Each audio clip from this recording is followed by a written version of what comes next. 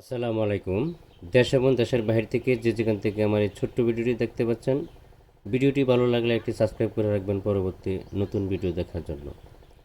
আজকে আমি আলোচনা করব নতুন বছরের তারা বাইম মাছের পোনা সম্পর্কে। যারা তারা বাইম মাছের পোনা সংগ্রহ করতেছেন বা করবেন, একটু সতর্ক থাকবেন বা সাবধানতা থাকবেন। কেননা আপনি অর্ডার দিচ্ছেন 2 ইঞ্চি, 2.5 ইঞ্চি, আপনাকে দিয়ে দিচ্ছে 1 ইঞ্চি, হাফ ইঞ্চি। যেগুলি নিবেন এগুলি গুনার কোনো সিস্টেম নেই। আপনি যদি 5 পিস করে গুনেন, সংখ্যায় যদি 5টা করে মাছ এক জায়গায় ফালান, তো 5 পিস মাছ হাতের নেওয়া সম্ভব না, হাতের আঙ্গুলের চিপায় বেঁচে থাকবে। এজন্য আপনি অর্ডার দিচ্ছেন 2 ইঞ্চি মাছ, আপনাকে দিয়ে দিচ্ছে 1 ইঞ্চি, হাফ ইঞ্চি। কেউ যদি অর্ডার দেয় 2 ইঞ্চি, 2.5 ইঞ্চি, দিয়ে দেয় 1.5 ইঞ্চি, 1 ইঞ্চি, 1.5 ইঞ্চি। তো এই বিষয়গুলো আপনারা একটু সতর্ক থাকবেন।